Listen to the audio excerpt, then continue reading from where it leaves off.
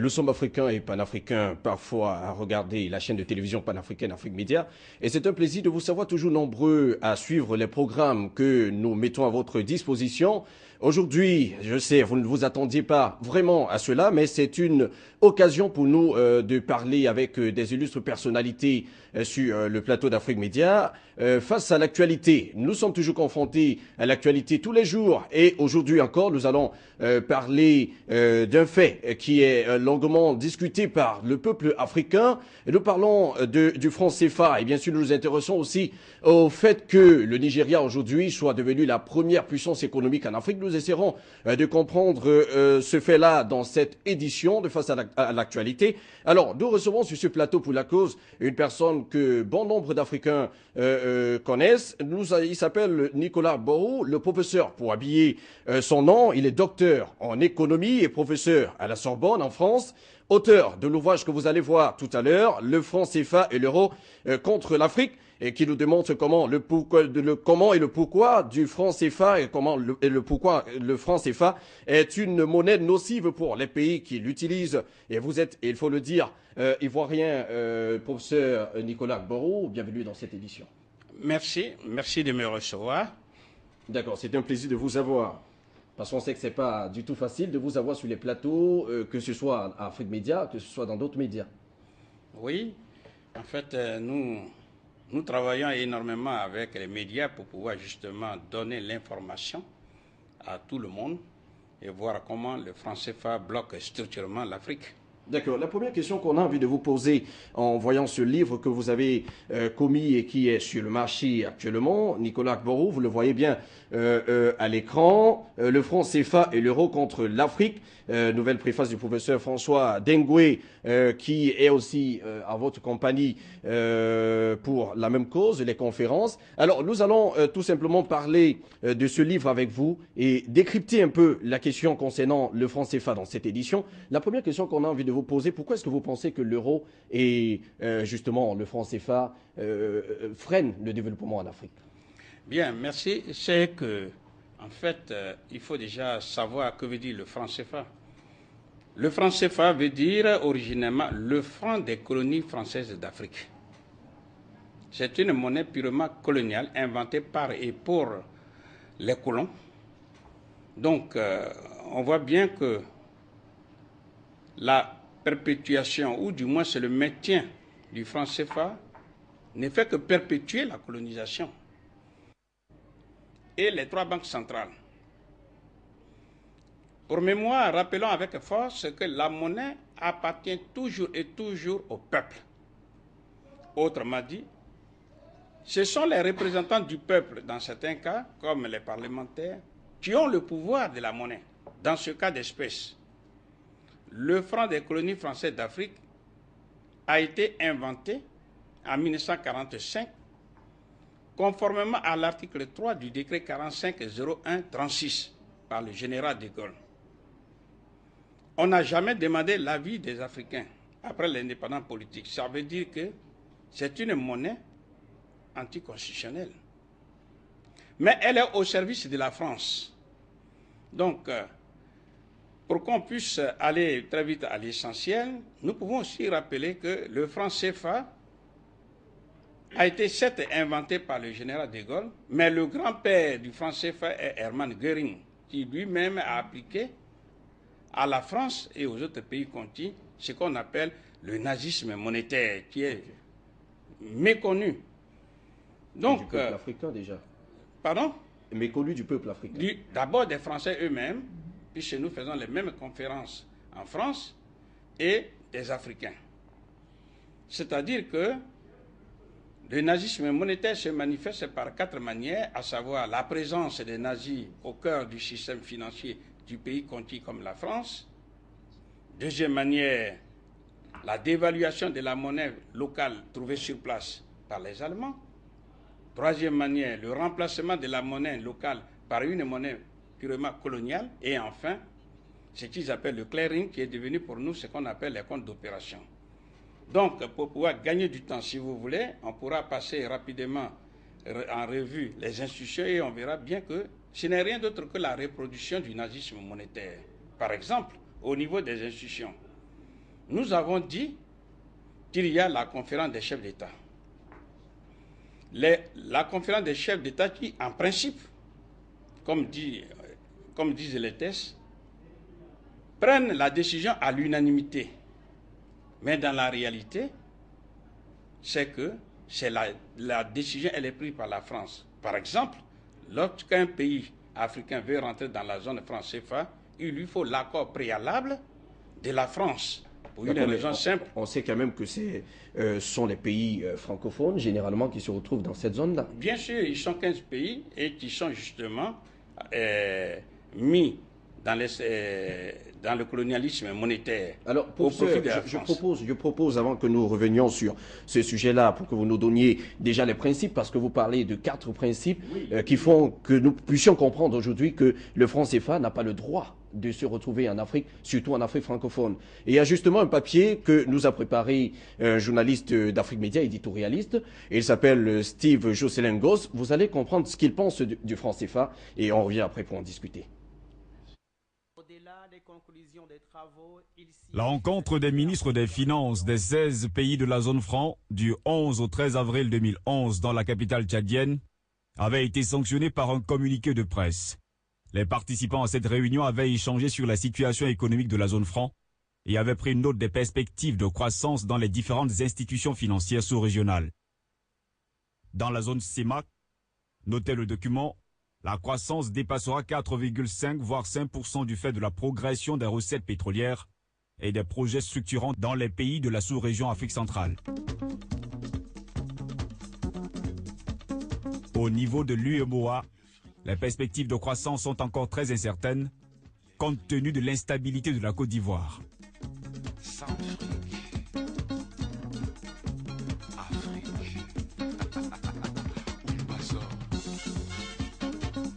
Dans l'ensemble de la zone franc donc, l'inflation a reculé en 2010. Les ministres et les experts financiers ont pris acte au cours de cette rencontre, plusieurs fois renvoyée, de la convergence des politiques macroéconomiques dans la zone concernée. La question de la centralisation des cours extérieurs dans les banques centrales avait aussi été débattue. La ministre française de l'économie Christine Lagarde, qui présidait la réunion pour le compte de la France, a présenté aux participants les travaux de la présidence du G20, en particulier ses priorités en matière de développement. Un secteur dans lequel les Africains ne voient pas l'appui de la France. Pour le comprendre, il faut définir spécifiquement ce qu'est la zone franc, pour ne pas dire les pays utilisateurs de la même monnaie qui est le franc CFA. En Afrique, la zone franc constitue un espace monétaire et économique, nous dit-on. Cet ensemble formé d'États et de territoires est issu de l'évolution et des transformations de l'ancien empire colonial français et d'États qui n'étaient pas des colonies françaises comme le Cameroun, d'abord allemand, la Guinée équatoriale et la Guinée-Bissau. Après l'accession à l'indépendance, la plupart des nouveaux États ont choisi de rester dans un ensemble monétaire homogène dont le cadre institutionnel a été rénové et qui a été structuré par un système de change commun. On se poserait aujourd'hui la question, pourquoi?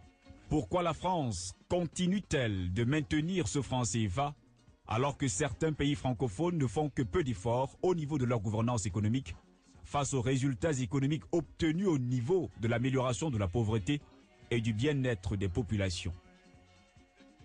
Dans les pays d'Afrique ayant subi la colonisation française, le franc CFA est introduit pour le commerce des matières premières car il faut les acheter à bon marché. La monnaie de la métropole ayant une valeur nettement supérieure à celle des pays colonisés. Un franc français égalant 50 francs CFA dès la mise en circulation de cette monnaie africaine.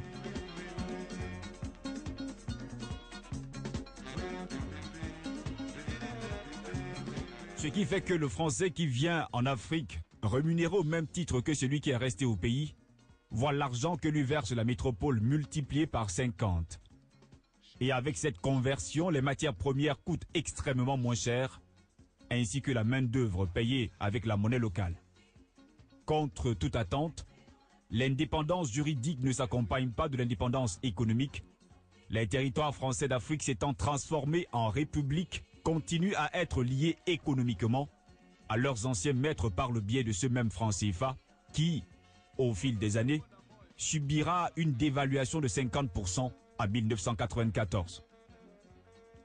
Les Africains doivent se rappeler que cette dévaluation avait été décidée unilatéralement par les autorités monétaires françaises de l'époque, sans réelle concertation avec les États africains. Décision unilatérale démontrant la mainmise de la France sur ses ex-colonies.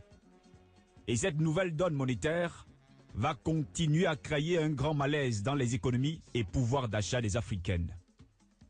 Faut-il préciser que les devises de la zone franc sont des contre-valeurs à parité fixe avec l'euro, dont la valeur est garantie par le Trésor français dans le cadre du traité de Maastricht.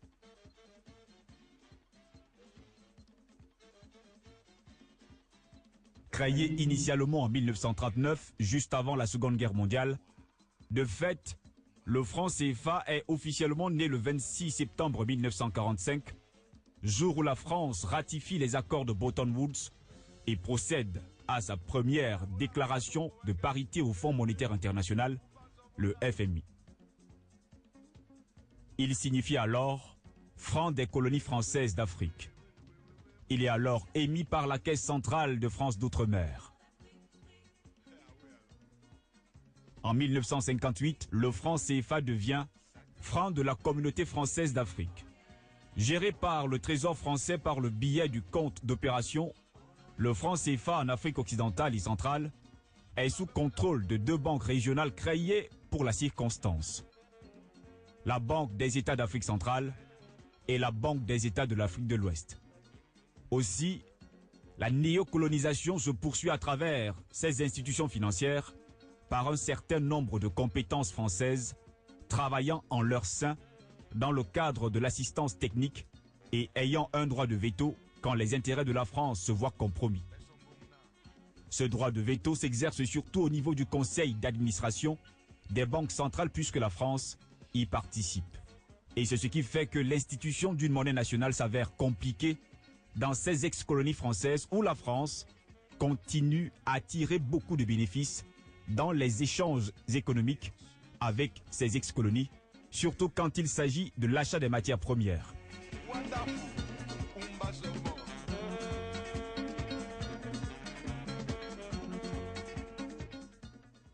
Même avec le passage du franc français à l'euro, la France maintient toujours la survie du franc CFA, ce qui permet de tirer des avantages non négligeables de ces ex-colonies, fonctionnant comme des territoires d'appoint. La véritable indépendance du continent africain commencera par la maîtrise de sa propre monnaie, gage d'une autonomie financière qui mène vers une véritable indépendance économique. Cette monnaie commune a plus de chances de voir le jour au niveau des communautés sous-régionales.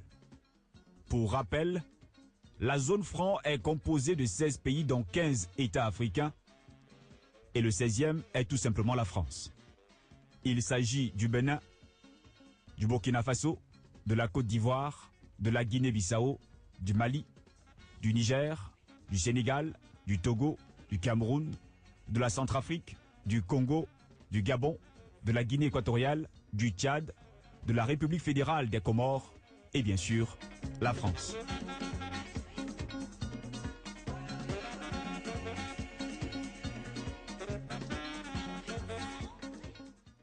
Au demeurant, au cours des dernières années, la coopération monétaire entre la France et les pays de la zone franc est régie par 4 principes fondamentaux. Garantie de convertibilité illimitée au Trésor français, fixité des parités, libre transférabilité et centralisation des réserves de change.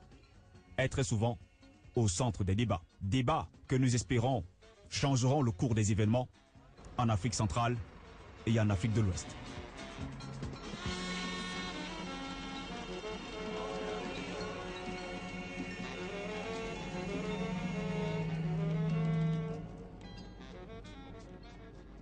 Alors, nous disons merci à Steve Joselengos pour cet élément qu'il nous a préparé pour cette édition de Face à l'actualité. Nous rappelons que nous sommes en présence du professeur Nicolas Agborou. C'est un Ivoirien, c'est un docteur en économie et professeur à la Sorbonne. Nous vous présentons son livre qui s'intitule tout simplement La France-Afrique contre la France, le franc CFA et l'euro contre l'Afrique, pour nous permettre de comprendre exactement pourquoi est-ce qu'il pense que le franc CFA n'a pas besoin de se retrouver sur le territoire africain ou encore dans les pays francophones, comme c'est généralement le cas, ou alors en Guinée équatoriale aussi qui fait partie de cette zone franc. Alors, professeur Agborou, vous avez regardé cet élément que nous a proposé monsieur Steve Joselengos. Est-ce que vous pensez justement que la France, puisque nous sommes en train de parler de cette France-là, vous pensez que la France est en train d'appliquer un principe politique et non économique en Afrique en instituant ce franc CFA en Afrique? Bien, il faut tout simplement dire que la France défend ses intérêts en Afrique. La France maintient en captivité les Africains qu'on appelait les ex-colonies. Pourquoi? Parce que dans tous les pays du monde, et ça c'est connu, pour dominer un pays, il faut simplement dominer sa monnaie. Celui qui contrôle la monnaie du pays contrôle le pays. Pourquoi? Parce que la monnaie dort dans une maison qu'on appelle la banque centrale. C'est la banque centrale qui coiffe toutes les banques commerciales du pays. Et tous les citoyens lambda comme vous et moi, ont leur compte dans les banques commerciales. Donc, l'ordre vient de la banque centrale. Pour qu'un citoyen lambda puisse accéder à des crédits bancaires, l'ordre vient de la banque centrale. Dans le cas précis, les trois banques centrales dont on parle, c'est-à-dire la Banque centrale des Comores, la BCAO et la BEAC, sont en fait des filiales de la Banque centrale de France qu'on appelle la Banque de France. C'est pourquoi tout citoyen de cette zone dite monétaire, c'est-à-dire ceux de la BEAC, Banque des États de l'Afrique centrale, tout comme de la BCAO et des Comores, vous remarquerez que, quel que soit l'importance de leur projet, il leur est très difficile d'accéder à des crédits bancaires. Par contre, quand un Français vient dans ces zones-là, lui est plus facile d'accéder à des crédits bancaires. Et qu'est-ce qui peut expliquer cela? Cela s'explique par le fait que, et ça il faut que les Africains comprennent ça définitivement, parce que le franc des colonies françaises d'Afrique appartient à la France. Et c'est le franc CFA qui dort, autrement dit qui est géré par ces trois banques centrales. Tant que les Africains n'ont pas compris ça, malheureusement ils tourneront en rond. Donc, parce que, je reprends, le franc CFA est une propriété à part entière, c'est-à-dire à 100% de la France. La France contrôle les trois banques centrales, où justement elle est présente, puisque quand on voit le conseil d'administration de ces trois banques centrales, par exemple à la BCC, il y a 8 administrateurs, dont 4 Français. À la BEAC, Banque des États de l'Afrique centrale, il y a 12 Africains et 2 Français. Et à la BCAO, il y a 16 administrateurs africains et 2 Français. Logiquement, les Français ne devraient pas être présents dans ces conseils d'administration parce que les Français ne sont pas, par exemple, présents au conseil d'administration de la Banque centrale du Nigeria, du Ghana et de tout autre pays hors zone franc CFA. Ou alors peut-être parce qu'ils pensent qu'ils manipulent ou alors qu'ils maîtrisent mieux le fonctionnement de la monnaie que ces autres économistes. Non, non, non, puisque Valéry Giscard d'Estaing même l'a dit ouvertement que les Français gèrent, en tout cas, ils ne sont pas très bien dans la gestion des monnaies. Mais ce qu'il faut dire pour ne pas distraire les gens, il faut bien comprendre que la France est présente dans ces trois banques centrales et domine donc les banques commerciales et tous les circuits financiers parce que ces Africains-là utilisent la monnaie de la France. Le franc CFA est une propriété à à 100% de la France. Tant qu'on n'a pas compris ça, on tourne en rond. Et pour mémoire, le franc CFA n'est pas créé, n'est pas imprimé, n'est pas produit sur le continent africain. Le franc CFA se produit à Chamalières, près de Clermont-Ferrand, en France. Ça veut dire quoi? Ça veut dire que quand quelqu'un a votre porte-monnaie en poche, c'est fini, il vous domine. Exemple, quand les Africains demandent, par exemple, 100 000 milliards de francs CFA, la France va imprimer les 100 000 milliards, mais en contrepartie, car c'est une imprimerie, c'est une entreprise qui est là, elle va demander 25%. 25% des 10 000 et des 100 000 milliards, c'est bien 25 000 milliards de francs CFA que les Africains doivent payer. Mais la France n'a pas besoin des francs CFA. Donc, il faut convertir les 25 000 milliards en euros. Quand vous divisez par 655,950, vous trouvez facilement 38 milliards d'euros que les Africains doivent, ou du moins se versent à la France. Et comme elle gère les comptes d'opération, où les Africains déposent depuis 1945 jusqu'à 1973 100%, l'intégralité de leurs recettes d'exportation. Ensuite, de 1973 jusqu'à l'an 2005, 65%. Et enfin, à l'instant où nous parlons 50%, ça veut dire qu'elle détient les réserves, autrement dit les devises des Africains. Donc, si pour le coup de l'impression, il faut que les Africains paient 38 milliards, elle épuise dans ses comptes d'opération pour se faire rémunérer. Donc, c'est ça. Ensuite, comme je ne cesse de le dire, les Africains sont maintenus en captivité, aussi bien par les institutions comme par les 4 principes. Non, mais on a toujours l'impression que vous généralisez, parce qu'on rappelle quand même que il y a 3 banques principales qui pratiquent la monnaie, le franc CFA. Et on a parlé de la BEAC, de la Banque des États de l'Afrique centrale, on a parlé de la Banque centrale des États de l'Afrique de l'Ouest, et on a parlé de la Banque centrale des Comores, qui utilisent cette monnaie. Est-ce qu'on peut généraliser, puisqu'on sait qu'il y a d'autres pays, tels que le Nigeria, dont on parlera tout à l'heure, qui n'a pas encore, qui n'a pas intégré ces monnaies-là, et qui a décidé de créer sa propre monnaie? Oui, justement, parce que ça aussi, il faut expliquer aux uns aux autres. Souvent, quand on dit monnaie, c'est trop technique, élitiste, et qui élimine même des gens du débat. La monnaie, c'est l'argent. C'est aussi simple que ça. L'argent qu'on utilise dans le pays. Donc, quand le Nigeria ou n'importe quel pays a son argent, donc a des moyens objectifs de produire des biens et des services qui détruisent la pauvreté. Lorsque vous voulez entreprendre et que vous avez besoin de l'argent et que vous n'avez pas cet argent, ici, il y a l'expression que tout le monde connaît, je n'ai pas les moyens. Quand on dit je n'ai pas les moyens, ça veut dire que je n'ai pas d'argent. Exactement. L'argent, ce n'est pas forcément le dollar. Vous remarquez que tous les pays du monde ont chacun leur monnaie. Et les pays peuvent se regrouper en ayant la même monnaie comme les États-Unis, etc. Donc ici, ce que les Africains doivent comprendre, et pourquoi justement ceux de la zone franc CFA sont au bas de l'échelle mondiale dans le classement des pays, c'est parce qu'ils n'ont pas leur propre monnaie. Donc ils travaillent pour la France.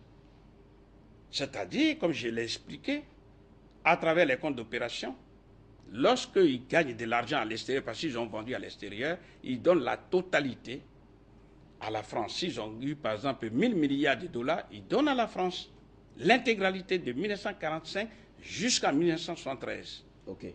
Et de 1973 jusqu'à 2005, s'ils gagnent, par exemple, 100 milliards, ou bien 100 000 milliards, ils donnent 65% à la France. Et de 2005 jusqu'à maintenant, ils donnent 50%. Alors, ils ne font qu'enrichir la France à leur propre détriment. Que se passe avec les autres pays comme le Nigeria? Le Nigeria et tant d'autres pays comme le Ghana, eux, ils travaillent pour eux. Quand ils gagnent de l'argent, donc les devises ils ne le donnent pas à la France, ils ne le donnent pas à un autre pays comme l'Angleterre, ils le conservent chez eux. C'est ce que les Africains doivent comprendre. C'est comme vous, on va dire, vous avez 100 000 francs CFA par mois, et du coup, parce que vous êtes rentré dans un club, eh bien, vous prenez 50 000 francs, c'est-à-dire la moitié, vous allez donner à cette association ou bien à ce club. Il vous reste 50 000 francs. Oui. Comment est-ce que vous allez survivre? Donc, c'est ce qui se passe dans la zone franc CFA que les pays africains utilisateurs de cette monnaie purement coloniale doivent comprendre. D'accord. On va juste rappeler à nos téléspectateurs que vous n'êtes pas professeur à la Sorbonne, comme on l'a dit au départ. Vous êtes professeur à l'Université de Versailles. Ouais. La rectification vaut la peine. Face à la réalité du monde, la formation des grands blocs, les Africains n'ont aucun intérêt objectif à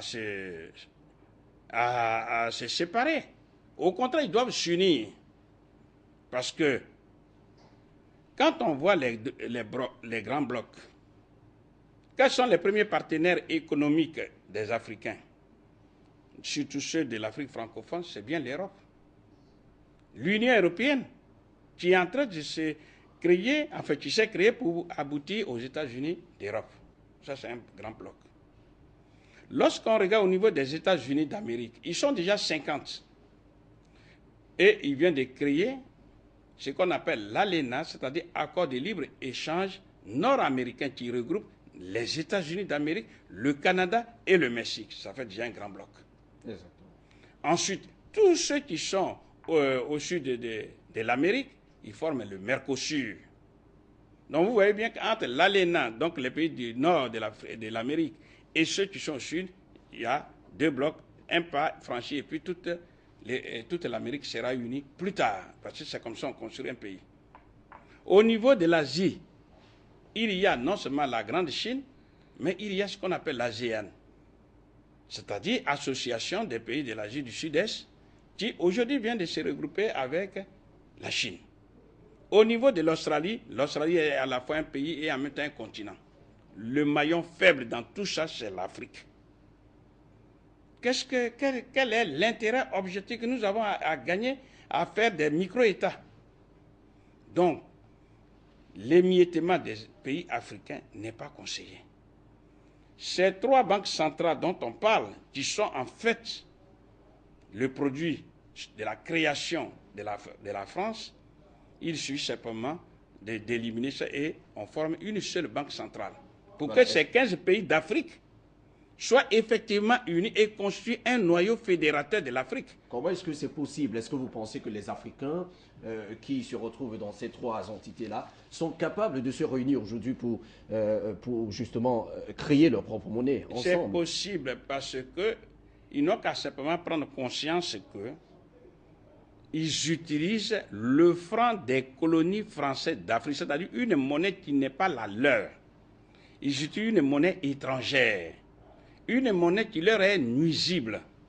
C'est ce qu'ils doivent comprendre. Pourquoi nuisible? Parce que le taux d'échange est favorable plutôt à la France qu'à l'Afrique. Ce n'est pas tellement un problème de taux d'échange, ça est plus profond que ça. Prenons par exemple les comptes d'opération. D'abord même au niveau de la tête, au niveau des institutions, il est très bien dit que la Banque centrale définit la politique, autrement la Banque centrale finance la politique de développement.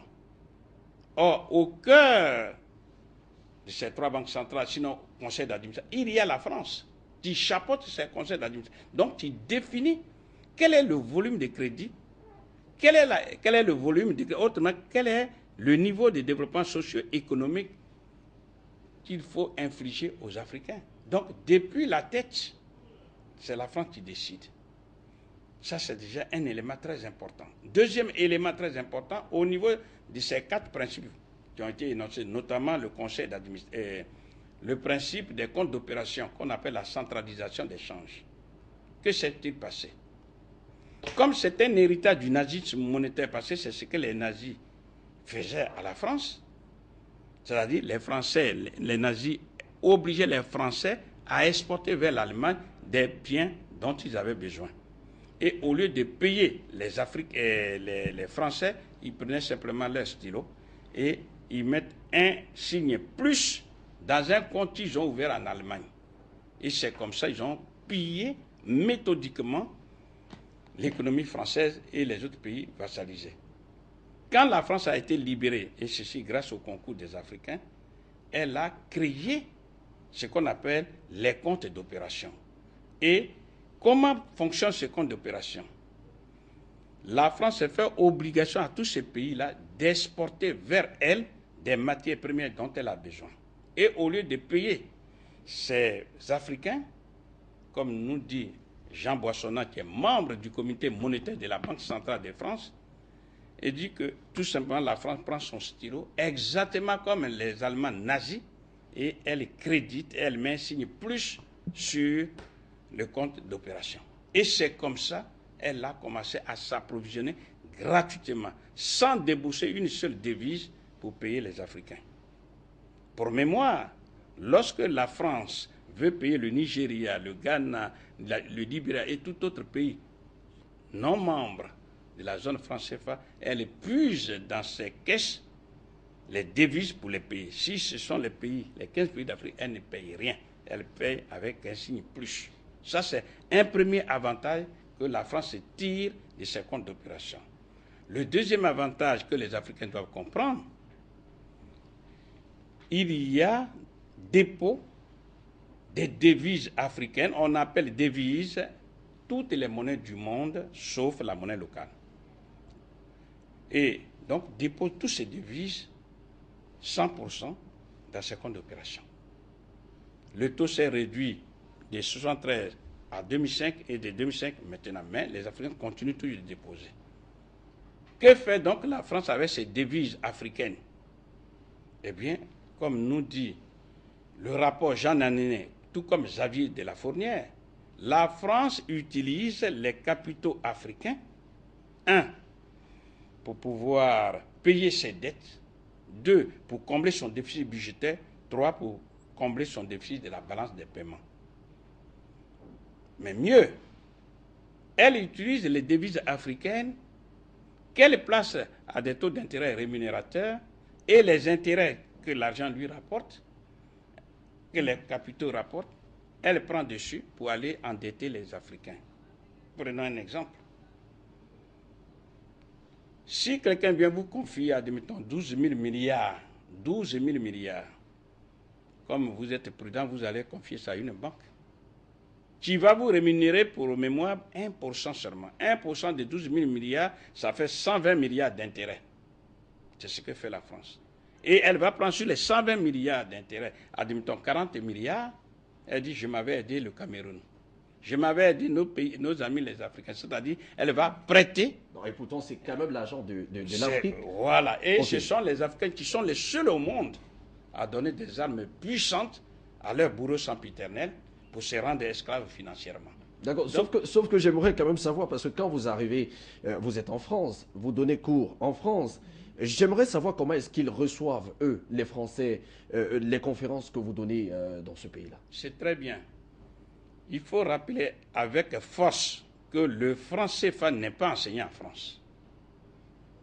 Donc, tout ce que je suis en train de dire, les conférences que j'ai faites depuis 15 ans, c'est tout simplement hors profession. Mais ils savent que vous existez quand même. Mais bien sûr, ils le savent. Ils le savent. Déclaré. Mais j'ai fait la conférence devant les Français qui eux-mêmes sont étonnés et ils ne peuvent pas comprendre comment, devant des trucs aussi grotesques, les Africains ne se révoltent pas. Comment ils peuvent se complaire dans une situation de colonisation visible? On ne peut même pas parler de néocolonisation. Vous travaillez et vous nourrissez quelqu'un d'autre. Et vous vous complaisez dans la pauvreté. Donc, c'est ça le véritable problème. Mais surtout, ce que je voudrais souligner, après avoir parlé de ce problème, c'est que lorsque vous utilisez, c'est quand vous utilisez l'argent des autres, qu'on appelle les devises, que vous pouvez importer des autres pays les biens d'équipement, sinon les outils indispensables, les équipements indispensables pour pouvoir industrialiser le pays. C'est-à-dire pour poser les véritables bases du développement du pays. Car il n'existe pas un seul pays dans le monde qui est développé et qui n'est pas industrialisé. Donc, depuis 1945 jusqu'à ce jour, en confisquant les devises africaines, la France empêche structurellement, empêche scientifiquement l'industrialisation des pays africains. C'est pourquoi nous sommes dans la sous-industrialisation. C'est une des explications majeures. Mais vous avez dit tout à l'heure que les Africains ne sont pas du tout bêtes, qu'ils sont même intelligents. La preuve, vous êtes là sur ce plateau avec nous et vous abordez ces questions si aisément. Nous avons quand même envie de comprendre comment est-ce que l'Africain fait pour rester embrigadé dans ce franc CFA, sachant qu'il y a beaucoup d'économistes comme vous, il y a des monétaristes qui maîtrisent bien ces questions-là. Pourquoi est-ce qu'ils ne sont pas véritablement entendus, selon vous? Parce que, d'abord, pour pouvoir être entendu, il faut en parler. Or, les enseignants, les professeurs dont vous parlez, le prof ne peut enseigner que ce que lui-même il a appris. On est bien d'accord? Mais on dit toujours que ce qu'on a appris n'est pas un dogme et qu'à côté de cela, on a notre propre réflexion. Non, je suis en train de dire quelque chose de profond. C'est-à-dire que pour que le professeur qui est docteur, agrégé en économie, etc., pour qu'il puisse enseigner le franc CFA, ça veut dire, durant sa formation, le franc CFA était au programme. Ce qui n'est pas le cas. Personnellement, au moment où je vous parle, je n'ai jamais appris le franc CFA pendant que je faisais mes études à l'université d'Abidjan, jusqu'à la maîtrise. Donc, et vous touchez un professeur africain agrégé, tout ce que vous voulez, en économie, vous le touchez, il va faire preuve de l'érudition intellectuelle, il va vous citer toutes les théories du monde sur le plan économique. Quand vous lui dites parler maintenant du franc CFA, c'est un point faible. Parce qu'il n'a pas appris ça. C'est ça la réalité. Donc, on maintient volontairement les Africains dans l'ignorance. Voilà pourquoi le franc CFA a perdu. La force du franc CFA, il faut le dire, c'est l'ignorance, la sous-information dans laquelle on mettait les Africains. Et on leur fait comprendre tous les livres que nous avons lus, ceux qui ont écrit, les Français qui ont écrit, ils nous ont mis dans la tête la dernière goutte du colonialisme intellectuel sur le franc CFA. Donc, nous qui avons pris sur nous la responsabilité d'aller à contre-courant de ces idées reçues, c'est pourquoi, si vous voulez, on a du mal à se faire comprendre. Mais nous sommes convaincus, parce qu'au fur et à mesure que le temps passe, il y a des collègues qui s'intéressent à la question. Et ils sont en train de lutter pour qu'on puisse introduire dans l'enseignement l'étude du franc CFA. Et c'est même pour ça que vous faites de nombreuses conférences. Pour pouvoir liquider cette monnaie coloniale. Parce que quand vous regardez, le fait même d'amasser, de cumuler des devises africaines en France, c'est une tragédie humaine, pour ne pas dire même un génocide lent. Pourquoi? Imaginez un seul instant qu'il y ait 10 000 milliards de francs CFA au trésor public français.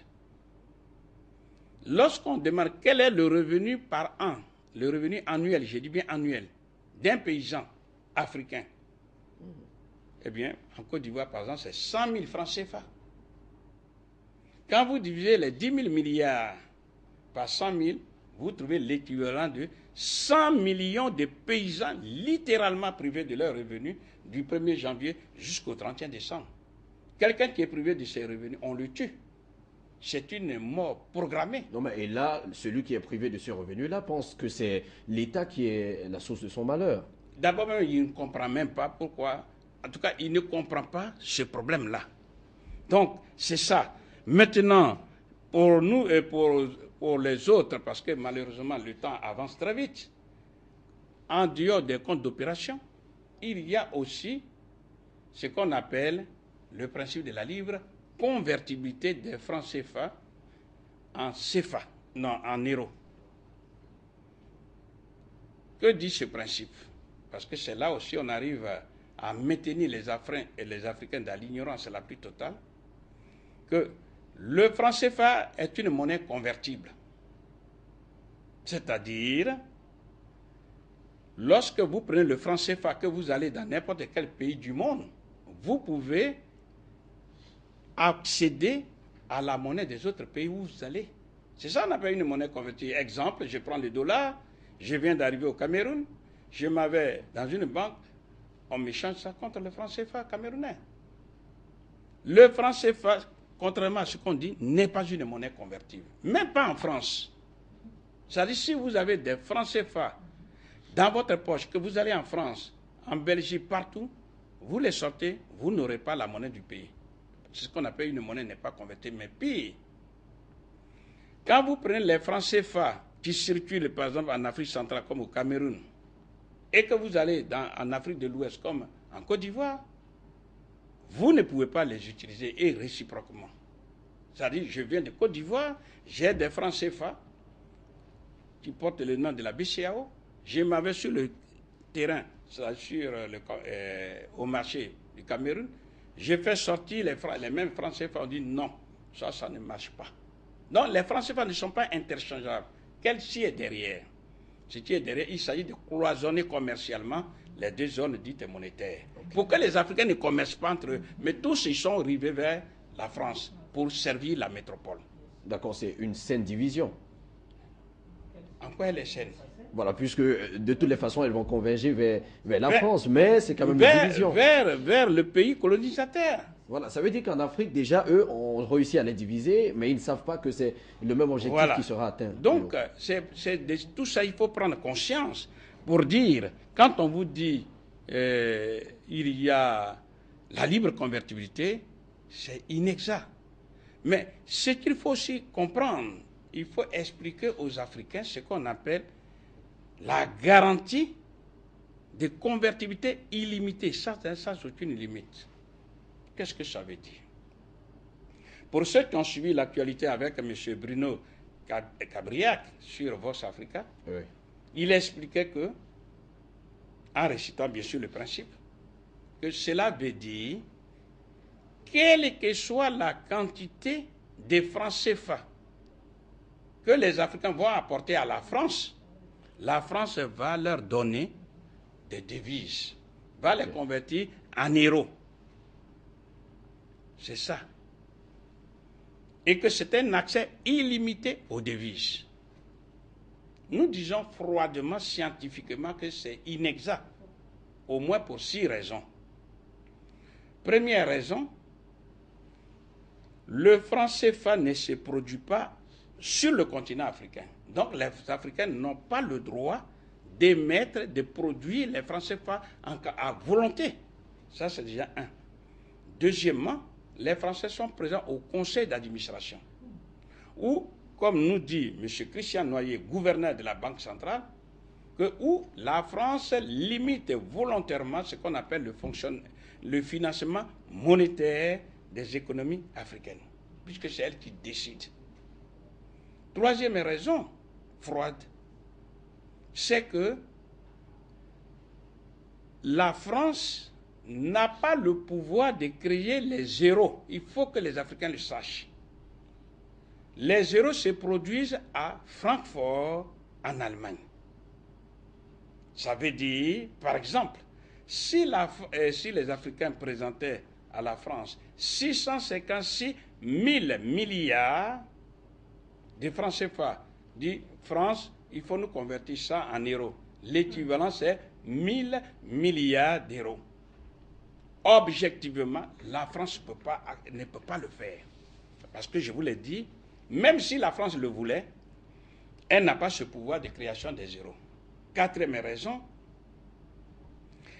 les Africains peuvent dire, voilà 656 000 milliards, donnez-nous l'équivalent, non pas en euros, mais en d'autres devises.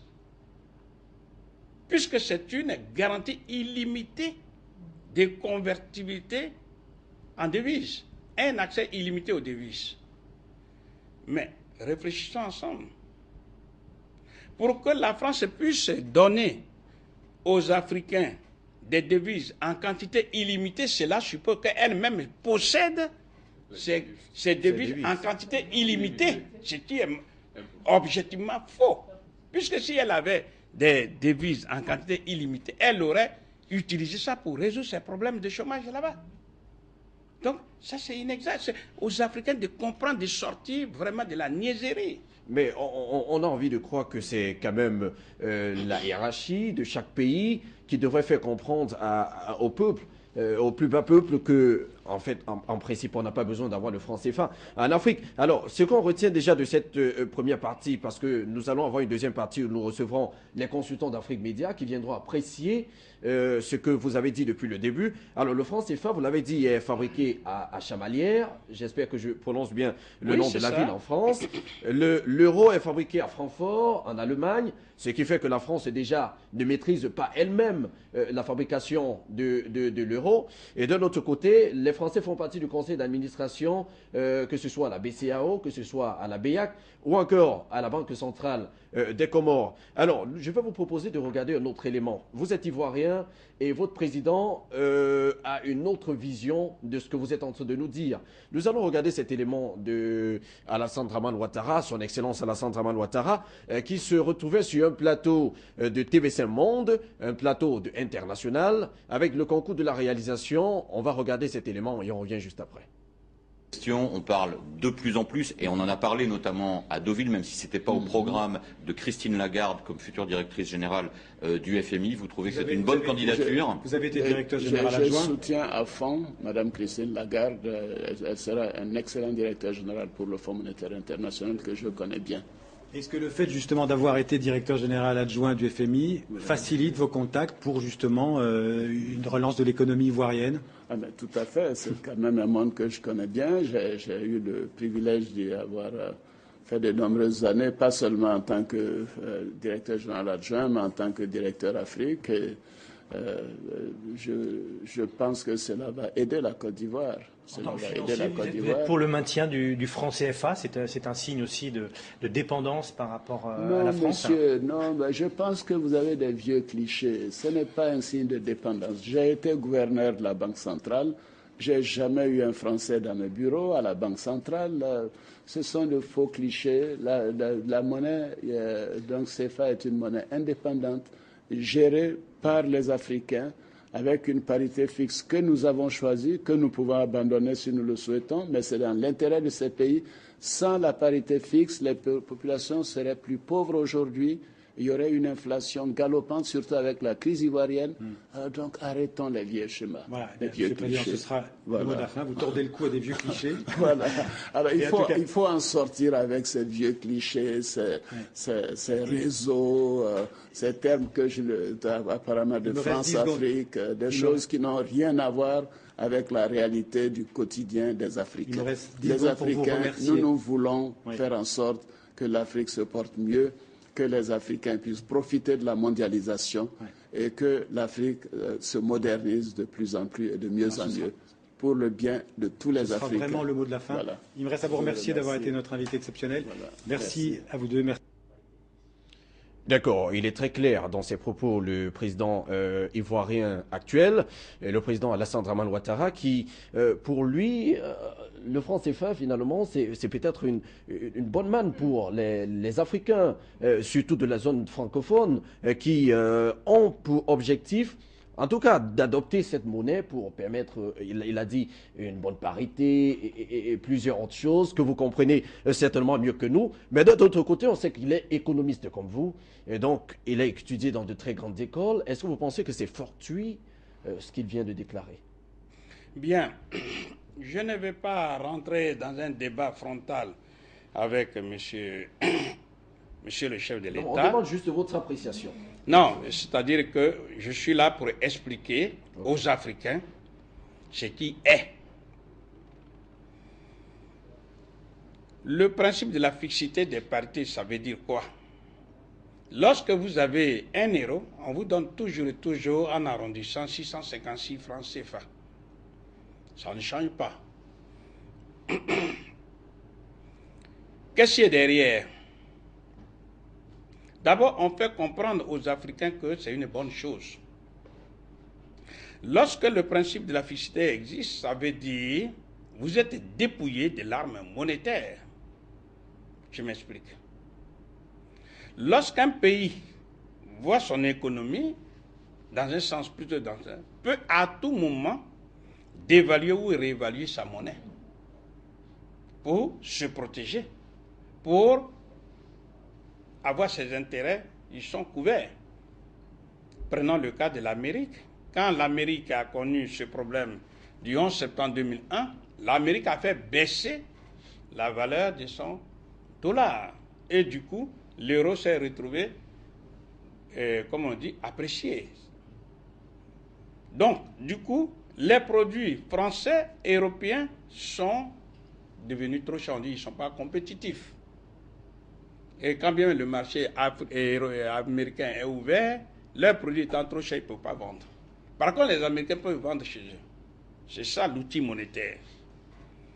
Deuxième exemple, bon, dans le cas précis des pays africains de la zone franc CFA, ils n'ont pas ce droit-là parce que le taux de parité est fixe.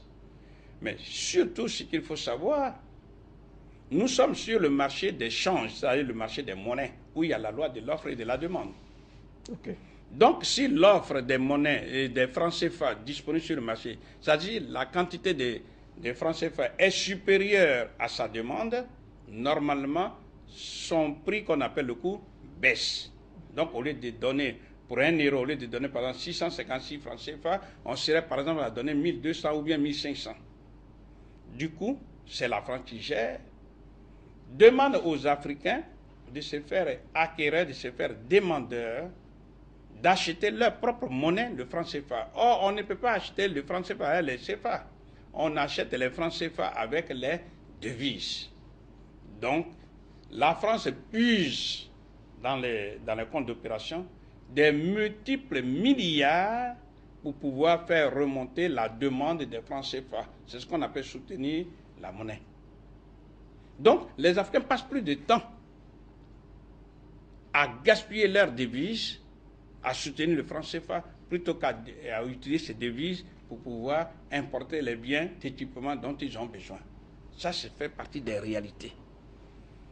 Autre chose, toujours sur le problème de la fixité des parités. Okay. Vous voulez avoir une monnaie forte, n'est-ce pas? Eh bien, il y a ce qu'on appelle d'abord une surévaluation de la monnaie locale, comme le franc CFA.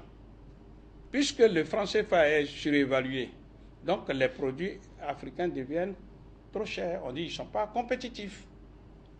Donc, quand vous ne vendez pas les CFA, si vous n'exportez pas plus que vous n'importez, autrement, si vous importez plus que vous n'exportez, il y a un déficit. Au total, en simplifiant, il y a un déficit de la balance des paiements. Or, une des conséquences logiques des déficits structurels des balances de paiement, c'est la dévaluation.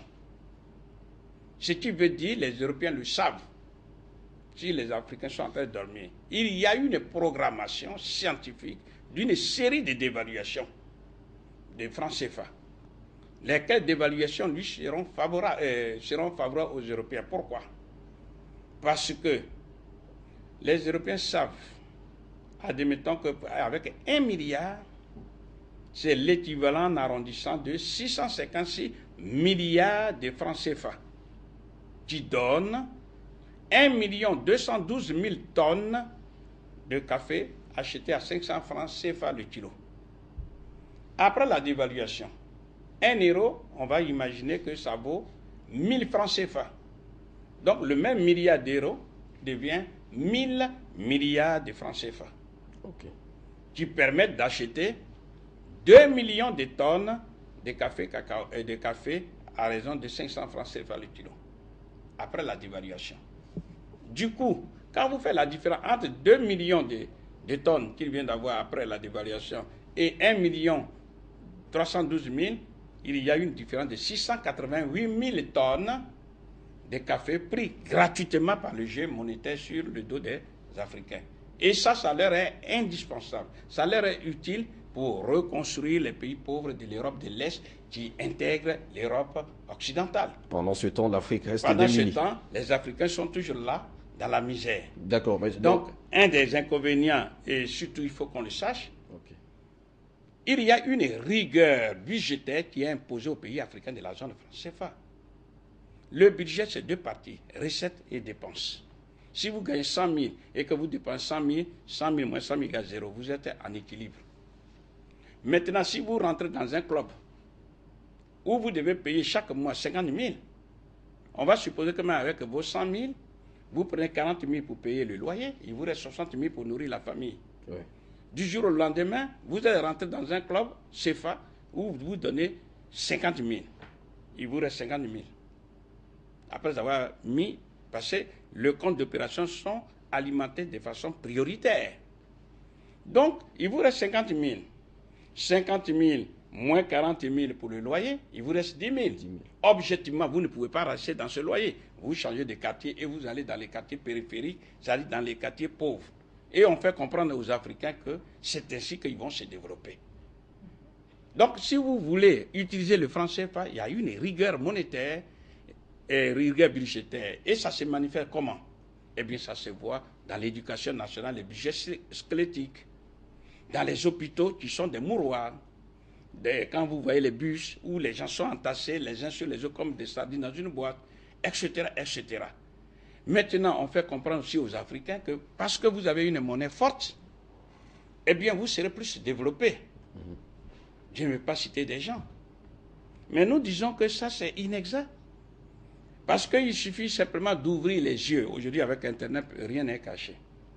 Vous prenez la Corée du Sud.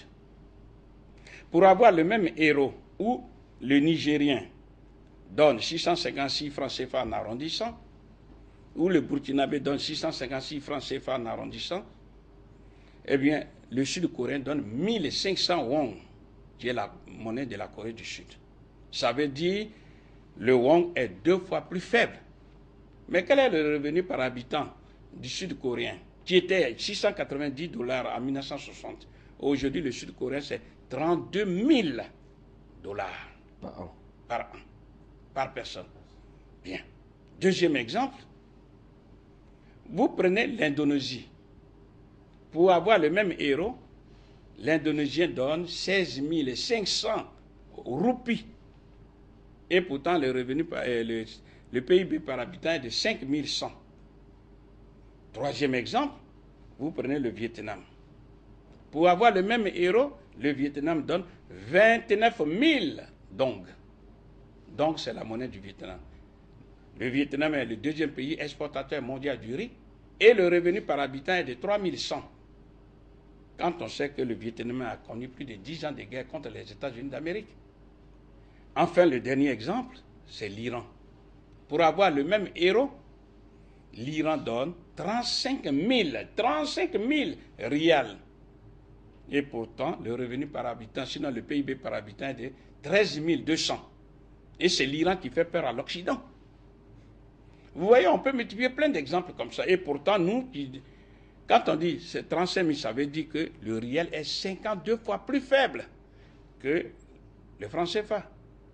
Mais qui est au bas de l'échelle? C'est le Niger, c'est le Mali, le Burkina, en un mot, les pays de la zone franc CFA. D'accord, alors la conclusion, c'est quoi? Ce que je suis en train de dire, c'est que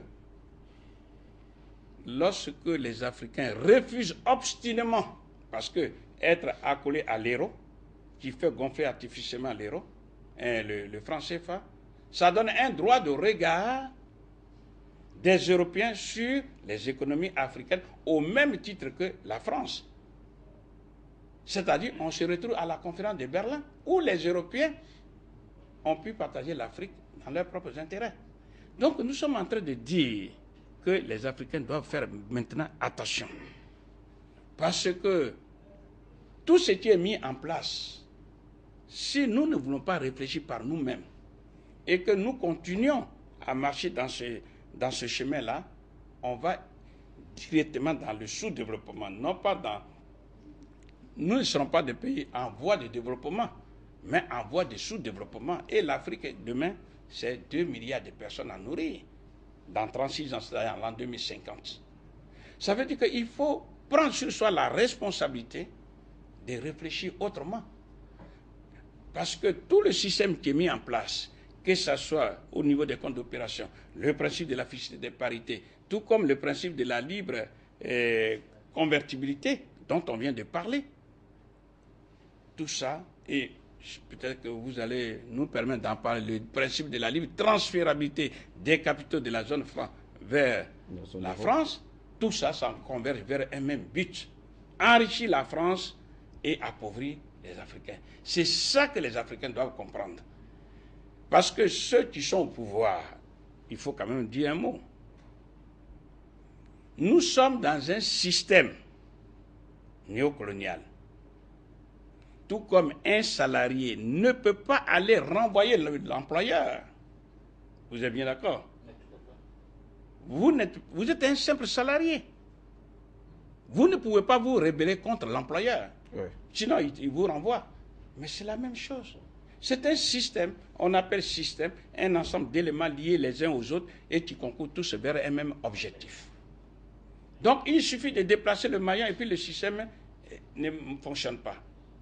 Donc, quel que soit l'individu, je dis bien quel que soit l'individu qui prend le pouvoir dans ce système, il a un premier devoir, c'est de se soumettre à l'employeur de l'Élysée. D'accord, mais ce qu'on voudrait dire, c'est que la conclusion pour vous serait qu'on enterre le franc CFA. Mais la conclusion s'impose d'elle-même encore. Faudrait-il qu'on explique aux uns et aux autres. Parce que là, quand on vous parle du principe de la libre convertibilité, il faut comprendre une fois pour toutes que c'est ce qu'on appelle l'enrichissement sans cause de la France. C'est-à-dire, toutes les devises que les Africains vont avoir, ils doivent convertir en monnaie locale qui est malheureusement pour nous le franc CFA. Il y a un seul pays au monde qui peut convertir ces devises africaines en franc CFA. C'est qui? C'est la France. Donc, quand un pays obtient les devises parce qu'il y a eu transfert des fonds des Africains qui sont à l'étranger, parce qu'il y a eu des dons obtenus, parce que les Africains ont vendu, ou bien parce qu'ils se sont endettés, tout ça en devises, pour obtenir un CFA, il faut donner tout ça à la France. Et la France est là, on lui apporte tout, et elle appuie sur la machine, les francs CFA sortent de la machine. Voilà. Comme vous et moi, vous avez des devises, vous allez dans une banque, vous convertissez en monnaie dont vous avez besoin. Or, qu'est-ce qu'il faut simplement aux Africains? De comprendre que nous sommes dans une impasse. Donc, liquider le franc CFA, parce que c'est une machine qui produit les billets. Les billets de banque en eux-mêmes ne sont pas une fin en soi. Mais de la même manière que vous avez besoin du carburant pour faire marcher votre nouvelle voiture. C'est exactement ça l'économie. On en a fait une mystification. Comment on peut trouver du chômage massif dans un pays sous-développé? Un pays est sous-développé parce qu'il y a beaucoup à faire. Il y a des ressources humaines qui sont là. Toutes les richesses du monde sont là. Pourquoi on ne peut pas mobiliser ces forces de travail? Parce qu'il manque le carburant, il manque l'argent. L'argent, c'est ce qu'on fabrique sur place. C'est ce qu'on appelle la monnaie. D'accord. Donc, le quatrième principe, peut-être si vous me permettez, je peux dire deux mots. Allez-y. Cela veut dire ceci. Celui qui investit dans la zone franc CFA peut transférer librement, sans aucune limite, l'intégralité des bénéfices réalisés, tout comme le capital initialement investi. Quelles sont les conséquences? On nous a fait comprendre que si on agit comme ça, c'est là les investisseurs étrangers, tellement on aime ces mots-là, ils vont venir. La réalité, elle est autre. La réalité, elle est autre parce que, avant de tirer les conséquences, regardons le Maroc. Si vous êtes au Maroc, vous pouvez recevoir l'argent des autres. C'est-à-dire vous pouvez recevoir des transferts, mais vous ne pouvez pas du Maroc faire des transferts. Ça veut faire sortir de l'argent. Est-ce que le Maroc ne se porte pas bien? C'est bien au Maroc que les pays africains, ils vont mendier. Et ce n'est pas le seul pays. Tous les pays du Maghreb. Or, chez nous, on doit faire sortir l'argent. C'est-à-dire, là, le principe fait ce qu'on appelle une légalisation de la fuite des capitaux. Okay. Deuxième conséquence, puisque les capitaux s'en vont, dans ce contexte, il est impossible, sinon très difficile, de construire une épargne nationale, encore moins une épargne continentale. Si vous n'avez pas d'épargne, qu'est-ce qui se passe? Dès que vous prenez le pouvoir, et je crois qu'il y a beaucoup qui se reconnaissent dans ça, vous êtes obligé d'aller vous endetter puisqu'il n'a pas d'épargne. Donc c'est une justification scientifiquement programmée du recours à l'endettement extérieur. Puisque vous ne pouvez même pas produire la monnaie. Il vous reste à aller vous endetter. Or, en allant vous endetter, vous allez obtenir des devises. Mais pour donner à qui? À la France. Vous comprenez? Dans ces conditions-là, il est difficile de favoriser l'émergence d'une classe d'hommes et de femmes d'affaires capables de prendre sur eux l'économie nationale. Puisque vous n'avez rien, puisque nous n'avons rien, alors il y a une justification programmée de l'omniprésence des investisseurs étrangers qui, eux, prennent toute l'économie nationale et font de nous des salariés qui sont mal payés. En un mot, de l'esclavage moderne. Et c'est ce qui est programmé pour l'Afrique, au moment où nous sommes là. Parce que le véritable développement, on parle souvent maintenant de l'émergence. Pour qu'il y ait émergence, il faut que l'économie repose sur les nationaux, sinon sur les Africains. Sans ça, eh bien, ce sont les autres qui viennent. Actuellement, on parle souvent des taux de croissance de 8%, 10%, etc. Mais quand on sait que la répartition du bénéfice, ça va prioritairement à qui? À ceux qui sont détenteurs du capital, qu'on appelle l'appareil de production. Ils prennent les 80%. Et on donne les miettes aux nationaux. Donc, quand bien on parle du... C'est pourquoi d'ailleurs, quand on parle du processus de taux de croissance, il s'agit d'une croissance sans développement, puisque ça ne se traduit même pas dans le panier de la ménagère. Ce sont des faits. Il faut avoir le courage d'affronter tout ça. Maintenant, si on ne veut pas, eh bien, il y a une mise en cause de l'indépendance politique durement acquise, parce que la souveraineté économique n'est pas là. Et surtout, elle n'est pas prête d'être là. Parce que la monnaie n'est pas une fin en soi, mais c'est l'outil indispensable pour justement faire tourner l'économie. C'est l'argent. Et quand on parle du triangle de souveraineté, c'est 3 points. D'abord la monnaie. Quand vous avez l'indépendance politique, le lendemain, vous sortez la monnaie locale. C'est cette monnaie locale qui fait marcher les forces de travail qui sommeillent dans le peuple. Le génie productif, le génie créatif est mis en mouvement grâce à la monnaie. Et parce que vous faites travailler les gens, les richesses se sont produites, vous les vendez à l'extérieur. En attendant de produire vous-même vos armes, vous prenez une partie, vous achetez les armes. Et vous armez puissamment le pays, qui constitue donc le deuxième point du triangle. Parce que sans la paix, il n'y a pas de développement. Et la conséquence logique du troisième point, c'est le droit positif. On ne viendra pas vous imposer un président, par exemple. Voilà pourquoi l'argent est au cœur. Quand on dit la monnaie, mais c'est l'argent. Or, c'est avec ça, malheureusement, les pays africains de la zone franc CFA jouent. Il est évident, j'insiste, quel que soit l'individu qui prend le pouvoir dans la zone franc CFA, il est obligé de se soumettre à la France. Sinon, le lendemain, lui-même, il est dégommé. D'accord, mais de toutes les façons, c'est très clair ce que vous dites. Nous allons continuer cette émission en accueillant les consultants d'Afrique Média qui vont faire leur appréciation en tant qu'observateurs de tout ce que vous venez de dire. Mais nous rappelons quand même que vous avez sur le marché ce livre-ci, Le franc CFA et l'euro contre l'Afrique. Une préface du professeur François Dengwe et une préface aussi du professeur Grégoire Biogo, un savant que tout le monde connaît en Afrique. Il officie aussi en France, on le pense aussi bien. Alors, une postface du professeur Jean Ziegler que vous utilisez abondamment dans votre ouvrage. Alors, nous allons permettre aux consultants d'intervenir aussi dans cette édition parce qu'ils ont le mot à dire. Mais une chose qu'on sait, c'est qu'ils convergent tous vers votre idée, votre pensée que le franc CFA devrait être démis de l'Afrique. Alors, passons parfait donc. Bonsoir et bienvenue. Bonsoir.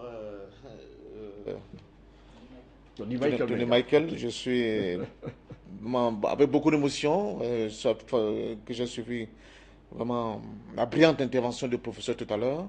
Je suis de tout cœur avec lui parce que ce sont des thèmes, ce sont des idées que nous développons depuis un certain temps sur ce plateau. Et nous pensons aujourd'hui que nous avons en face de nous un vrai maître de la pensée économique au niveau de la libération totale de l'Afrique sur ce plan-là. Et nous pensons que vraiment on aurait plutôt intérêt à écouter, à réécouter le professeur pour que les esprits qui tardent encore à comprendre justement dans quel sens l'Afrique doit aller soient là maintenant pour vraiment pour se mettre à la bonne école pour que très rapidement nous puissions aller dans un sens, la liquidation de cette monnaie nazie qui nous a été imposée depuis les années 40. Non, il y a eu au niveau de la France quelque chose d'extraordinaire qui a été le nazisme, qui a été liquidé par le procès de Nuremberg. Mais on a l'impression que la France en a retenu la substance même de cette idéologie et qu'elle a continué de nous imposer cette idéologie jusqu'au jour d'aujourd'hui. Donc, qu'est-ce que je veux dire par là concrètement? C'est-à-dire que la victime qu'a été la France a retenu la leçon de maître qui a été idée avec cette idéologie brune, mais au lieu de s'en débarrasser et de l'enterrer définitivement, l'a plutôt reproduit, n'est-ce pas, au niveau de l'Afrique et des hommes que nous sommes, parce que nous sommes la peau noire. Et c'est ça que je qualifie chaque fois sur le plateau de racisme primaire. C'est tout simplement du racisme primaire. Parce que j'ai lu un très bon article, l'interview de M. Eric Jennings, qui est un chercheur canadien qui a fait un très bon développement sur la participation des Africains dans la libération de la France. Et il nous rappelle que le professeur et humaniste scientifique Théodore Monod avait dit clairement que pour lui, pour avoir vu ce qui s'est passé en Afrique, le nazisme, ou bien la colonisation, s'identifiait pratiquement au nazisme. Donc quand on regarde très bien avec les principaux développements qui ont été faits par le professeur Nicolas tout à l'heure, on se rend bien compte que la France, non seulement au-delà du refus de décoloniser, est restée dans une posture naziste vis-à-vis des Africains dans son précaré. Donc la France, je le dis avec force ici, est tout simplement un État raciste qui ne veut pas accepter, qui ne peut pas comprendre, qui ne veut pas croire à la possibilité de l'être noir d'être au même niveau sur le plan fondamental que l'être blanc. D'où, n'est-ce pas, cette monnaie de notre âge qui nous est impliquée aujourd'hui et qui continue de nous maintenir. Et c'est là où c'est très grave dans l'état d'esclavage, c'est que le professeur a appelé tout à l'heure l'esclavage moderne. Donc on peut dire avec certitude, avec force ici aujourd'hui que l'esclavage n'a pas duré que 400 ans. L'esclavage, c'est 600 ans aujourd'hui.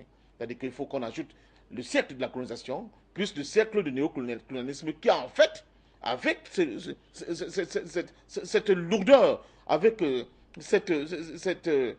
ce banditisme au grand jour, n'est-ce pas, sur le plan économique de la monnaie, nous sommes en plein encore dans l'esclavage. Donc il est grand temps que nos principaux décideurs, que les étudiants, que les forces vives de toutes les nations, de ces 15 pays africains qui vivent encore cette iniquité, se lèvent comme un seul homme et participent dans un travail de fond pour éradiquer, pour, comment on dit ça, démystifier et détruire le plus rapidement possible cette question de la monnaie. Et je crois que pour les jeunes Africains qui nous écoutent aujourd'hui, je leur dis, et c'est un conseil que je leur donne, écoutez, réécoutez les explications du professeur pour que les choses deviennent assez claires pour tout le monde et qu'on comprenne qu'effectivement, nous sommes dans une posture aujourd'hui de dominer et que nous n'avons plus besoin de cette posture de dominer si nous espérons un jour nous aussi entendre le Conseil des Nations la tête haute.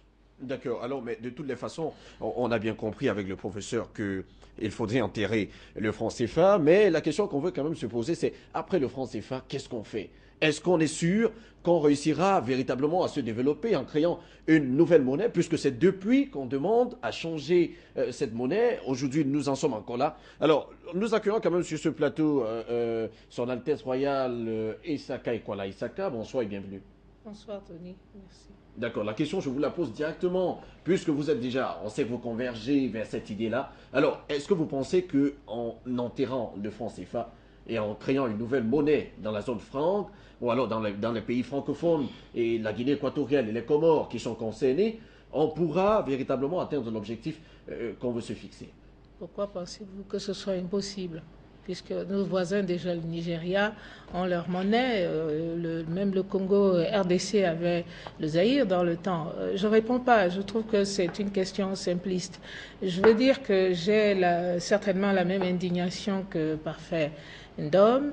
Je suis ahurie quand j'entends Ado, le chef d'État ivoirien, Alassane Ouattara qui dit au contraire, le franc CFA, avec une parité fixe, va sortir les Africains de leur pauvreté. Mais c'est un grand fonctionnaire de la Banque mondiale, c'est un directeur de la Banque mondiale qui, FMI, machin, Bretton Woods, c'est pareil. Donc, qui peut dire ça à partir du moment où il sait que ce n'est pas nous qui battons cette monnaie, nous ne la fabriquons pas, elle nous est imposée, mais il trouve quand même que les impérialistes qui fabriquent cette monnaie, qui nous l'imposent, elle nous sortira de la pauvreté. Je ne sais pas du tout qui, de lui, de moi ou des autres Africains, est complètement, je ne sais pas, fume le tapis, je ne sais pas. C'est à se poser des questions, premièrement. Deuxièmement, est-ce que je reviens au professeur Aboou?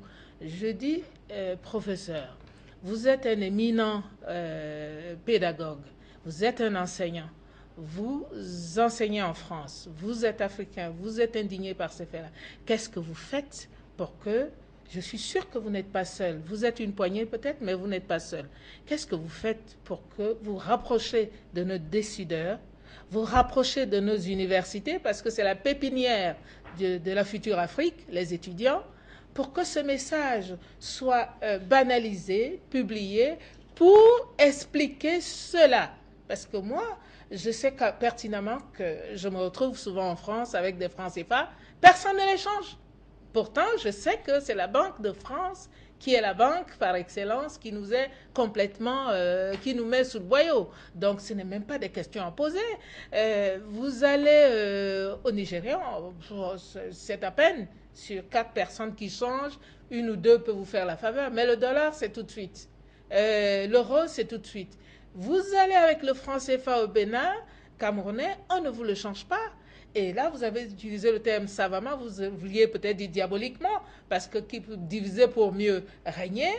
En ce moment-là, la France peut se tourner les pouces et on comprend pourquoi la France qui n'a pas de pétrole, la France qui est un petit pays, mais continue à être la 5e, 6e puissance mondiale, parce qu'elle se croise les doigts et les bras.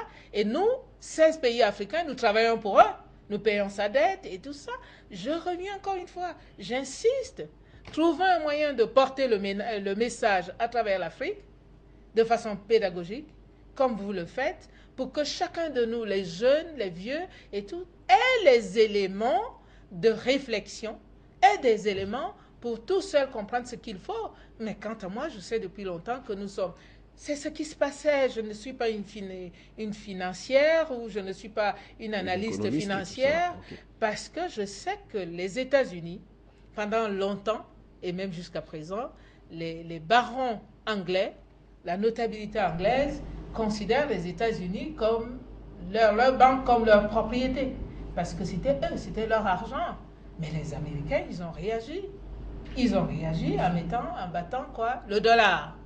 Parce que pendant longtemps, c'était la monnaie anglaise. Alors si à ce niveau-là, les gens réagissent comme ça et qu'on trouve que nous, c'est le franc CFA qui nous maintient, je ne sais pas de qui on se moque ici. Et ça, ce qui est choquant, c'est que d'avoir libéré des journaux il y a 1 ou 2 jours, j'ai dit bravo, monsieur le président Ouattara, vous commencez à comprendre.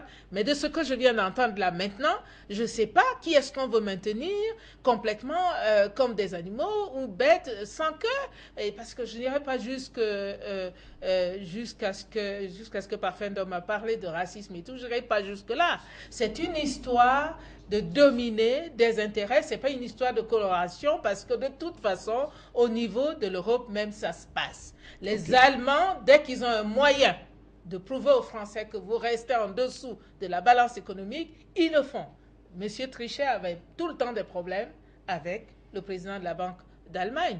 Donc ce n'est pas une histoire de couleur de peau, si vous voulez, parce qu'on peut être noir, il y a des noirs aux États-Unis, hein? Les Nigériens sont noirs, mais ils ont refusé, ils battent monnaie. Le Congo-Kinshasa, c'est des noirs, mais c'était la monnaie, c'était le Zaïre. Donc, mais le professeur, vous êtes notre espoir. Quand je dis vous, ça veut dire vos enseignements, ceux qui autour de vous ont la même expertise, faites diffuser. Nous aussi, Afrique Média, à partir d'aujourd'hui, on va rediffuser, rediffuser, et de temps en temps, on reviendra dessus. D'accord, mais je pense que de toutes les façons, on peut appuyer. Hein, c'est un exemple et c'est palpable que le professeur Nicolas Gboro, il le fait déjà parce qu'on sait qu'au Cameroun, il y a une conférence qui a été donnée du côté de l'ASA, l'Action sociale africaine, avec Charles Sielenou, que vous connaissez très bien, qui n'est pas dans ce pays-là actuellement. Alors, mais de toutes les façons, nous avons aussi sur ce plateau Robert Simo qui va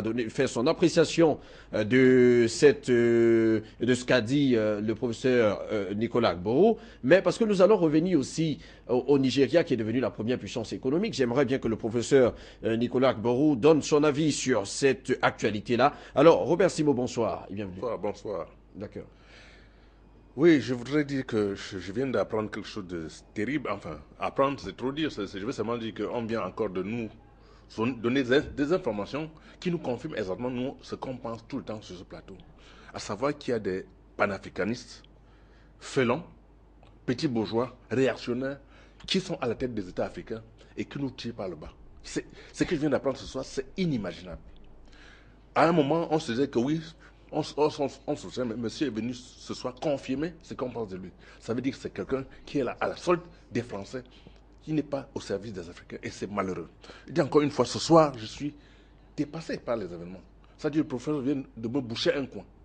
Et monsieur Ouattara vient de confirmer à haute voix ce qu'on a toujours pensé de lui. C'est-à-dire que c'est l'ouvrier, c'est-à-dire, je ne peux pas comprendre, c'est inimaginable. Ce que j'ai appris ce soir, je n'en crois pas mes oreilles. Vous imaginez que le peuple africain en entier, ce sont les esclaves de la France après 600 ans. Ça veut dire qu'on est maintenu en esclavage jusqu'aujourd'hui. À cause de quelques chefs d'État qui, à cause de leur posture, pensent qu'ils peuvent maintenir tout un État, 16 pays en esclavage. Ça veut dire que nous, on passe, nos enfants vont être des esclaves, nous sommes des esclaves, nos générations seront des esclaves, et on va continuer comme ça pour faire plaisir aux Français. De grâce, je dis encore une fois, nous savons ce qui s'est passé en Libye, nous avons vu ce qui s'est passé au Mali, nous voyons ce qui se passe en Côte d'Ivoire, nous voyons ce qui se passe en Centrafrique. Il faut qu'on arrête un peu. Vraiment, c'est inimaginable. Il faut qu'on arrête. Et pour ce faire, je pense que la seule chose qu'on essaie de dire sur ce plateau, le boycott des produits français. Je pense que ça va au moins nous permettre de penser qu'on a posé un acte. Sinon, c'est malheureux ce que j'ai appris ce soir. Au-delà de ça, il faut quitter cette saloperie de francs CFA. Il faut quitter rapidement cette histoire. Et je demande à tous les pays africains de se mettre tous comme un seul homme pour dire que le franc CFA, c'est terminé. Sinon, on hypothèque notre avenir et ceux de nos enfants. Ok, non, ça c'est très clair. Alors, professeur Nicolas Gboro, pour terminer avec vous, parce qu'on le rappelle quand même que c'est face à l'actualité, la deuxième partie nous impose d'avoir les autres panélistes ou les consultants pour apprécier ce que vous dites sur le plateau. Alors, parlons du Nigeria actuellement. Alors, le Nigeria, l'a-t-on appris, c'est la première puissance économique en Afrique. Déjà, on voudrait savoir comment est-ce que ça peut être possible. Bon, je crois que il ne faut pas tourner autour du pot, comme on le dit. Le Nigeria travaille pour lui-même, à l'inverse des pays de la zone franc CFA. Parce que nous ne devons pas noyer le poisson. Le Nigeria, c'est plus de 170 millions de personnes. Le Nigeria ne meurt pas de faim. Ce sont les forces du travail qui créent la richesse. C'est ce que les Africains doivent comprendre. Les Nigériens, quel que soit tout ce qu'on peut leur reprocher, pas d'ordre, etc., mais ce sont des gens qui travaillent. Et on ne travaille pas pour rien, on travaille quand on est payé. Bien sûr, il y a le pétrole là-bas. Mais il y a aussi des pays de la zone franc CFA, comme le Gabon, le Congo-Brazza, et puis je ne sais pas.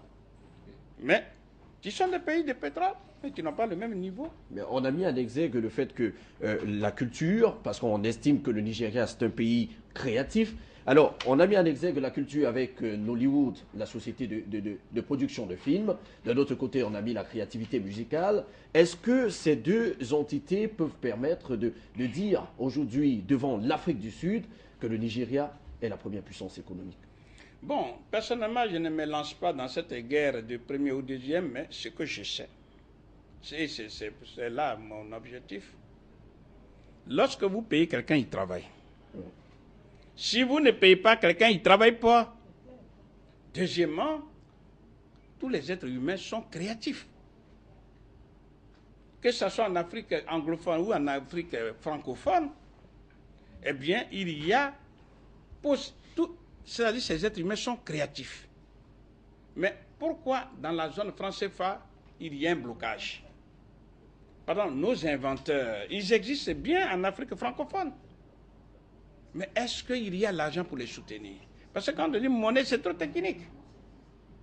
Donc, ici, moi je pense, il faut tout simplement tirer les leçons pour dire, voilà des gens qui ne sont pas sujets d'une autre puissance comme l'Angleterre, qui ont leur propre monnaie, qui travaillent pour eux-mêmes. Les plus grands milliardaires se trouvent au Nigeria, en dollars. Donc, la monnaie est l'outil qui permet de travailler. Tout de suite, si on met, admettons, 20 avions cargo pour pouvoir prendre immédiatement 200 000 personnes, 200 000 Camerounais, on dit, bon, celui qui a sa carte d'identité monte, il va en France. Vous verrez que dans la minute qui suit, les avions seront remplis. Parce qu'on pense que notre salut se trouve en France. Exactement. Et quand on va en France, c'est pourquoi? Mais et ça s'applique même aux Nigérians, c'est pas seulement... Un peu partout. Non, non, non. Disons que, ce que je suis en train de vous dire, il y a de l'espace vital en Afrique. C'est le continent où il y a tout, y compris les êtres humains. C'est un problème de gestion de ces ressources humaines et de ces ressources naturelles. Mais je dis, ce n'est pas la peine qu'on tourne et on noie le poisson. Ici, pour faire démarrer une voiture, il faut y mettre le carburant. Pour faire travailler quelqu'un, il faut le payer. C'est aussi simple que ça. Pour le payer en quoi? En une monnaie qui n'est pas étrangère, mais en monnaie locale. C'est de ça que nous parlons. Donc, moi je pense, compte tenu de la contrainte temporelle, on peut se poser la question, mais comment faire pour faire disparaître justement le franc CFA? Comment créer la monnaie qui va remplacer le franc CFA? Je crois qu'on peut poser cette question. Si vous me le permettez, je donne la réponse. Mais justement, c'est à ça qu'on devait arriver. Comment s'il faut créer sortir une du franc monnaie, CFA, okay. Prenons même une monnaie nationale, il faut 3 jours. 3 jours. Je m'explique. On va supposer que nous sommes un lundi. Le gouvernement se réunit et dit, je veux créer la monnaie du pays. Le gouvernement a pris sa décision. Cette décision est inscrite dans un document qu'on appelle un projet de loi. Ça, c'est lundi, ça. Le mardi, ce projet de loi est déposé au bureau de l'Assemblée nationale pour demander l'avis du peuple. C'est-à-dire ceux-là même qui sont propriétaires du pouvoir de la monnaie. Que le peuple, est-ce que vous voulez la monnaie du pays? Ou alors voulez-vous rester dans la monnaie coloniale? Le peuple va approuver ce projet. On dit le projet est adopté. Le projet, donc, on a accepté de créer notre monnaie. Ça, c'est mardi, ça. Le mercredi, on appuie sur la machine, sort les billets de banque, les voilà. C'est ça. La monnaie, la monnaie est là. C'est ça la monnaie du pays. Okay. Maintenant, ça c'est géré par un individu qu'on appelle le gouverneur de la Banque centrale. Parce que la monnaie, comme je vous l'ai dit, dort dans une maison qu'on appelle la Banque centrale, qui elle-même coiffe toutes les banques commerciales, où le citoyen lambda vient prendre de l'argent pour entreprendre. Si vous avez la monnaie du pays, au nom de quoi vous pouvez dire aujourd'hui, les fonctionnaires ne sont pas payés? Des pays comme Centrafrique, 36 mois, les fonctionnaires ne sont pas payés. Les agents de l'État ne sont pas payés. Des salaires qui sont bloqués pendant 25 ans. Parce que nous sommes dans la dépendance vis-à-vis de la France. C'est ça. Donc c'est de ça qu'il faut parler avec sérieux, avec insistance. Que créer de la monnaie, ce n'est pas de la mer à boire. Ça dépend de l'État. Ça, c'est déjà un. Deuxièmement, quand vous avez fini de créer la monnaie, il faut la gérer. La gestion aussi, ce n'est pas de la mer à boire. On n'a même pas besoin d'être un économiste pour gérer une monnaie. Pourquoi? Quand vous prenez votre voiture, dans la jauge à essence, admettons que c'est 60 litres, vous faites le plein d'essence, vous voyez que c'est rempli. Et vous continuez toujours de mettre. Qu'est-ce qui va se passer? L'essence se verse, c'est du gaspillage. Mais c'est exactement comme ça la gestion de la monnaie. Vous savez, pour un pays comme le Cameroun, on dit qu'il faut 10 000 milliards Très bien. On imprime pour les 10 000 milliards. Maintenant, si l'individu qui est là, c'est un inconscient, c'est-à-dire le gouverneur de la Banque centrale, au lieu de produire 10 000 milliards, il produit 100 000 milliards. Ça crée l'inflation d'origine monétaire. Parce que l'inflation n'est pas seulement d'origine monétaire, mais c'est de ça qu'on parle. Ça, là, c'est une question de bon sens. On se pose la question, qu'est-ce qui bloque les Africains? Donc, comme on dit chez nous, quelque part en Côte d'Ivoire, que le poisson pourrit par la tête. Donc, la France a compris ça. C'est pourquoi elle place ses gouverneurs, ses sous-préfets. Et ces gouverneurs qui ça veut dire que pour qu'il y ait un véritable changement, et je réponds à la question de notre sœur, il faut un éveil de conscience. Il n'y a pas de véritable développement d'un pays sans éveil de conscience. Donc, dans un premier temps, il faut aller vers le peuple, j'insiste sur le mot, aller vers le peuple, vers le citoyen lambda, pour dire, voilà ce qui te fait mal. Il n'y a pas de fatalité. Donc, c'est pourquoi, depuis 15 ans, madame, nous faisons ces conférences. Et l'essentiel de ces conférences, c'était jusque-là en France. On a été aux États-Unis, on a été au Canada, etc. Et après, nous avons pris conscience que c'est en Afrique, et en Afrique, qu'il faut mettre le centre du combat. Seulement pour quitter la France et venir ici, c'est nous qui cotisons pour avoir les billets tout seul. Ça veut dire, ça c'est un combat que nous menons de façon artisanale. Mais pour mener ça de façon professionnelle, il ne suffit qu'un seul Africain qui nous écoute et qui a pris conscience du problème. Je dis bien un seul. Il dit, je vous finance, mais ne dites pas mon nom. Que ce ça soit suffit. Un seul, je dis bien un seul.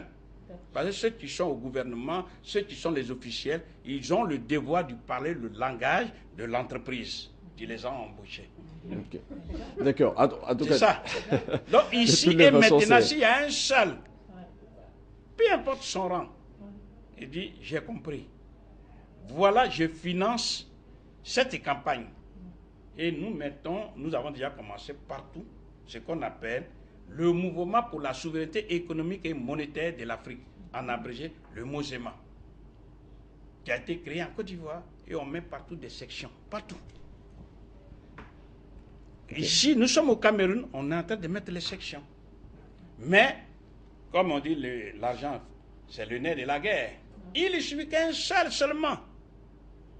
Il dit, dans peu de temps, ou pour X raisons, parce qu'il y en a qui ont l'argent, il dit, je vais participer au combat. Justement. Je voudrais être anonyme.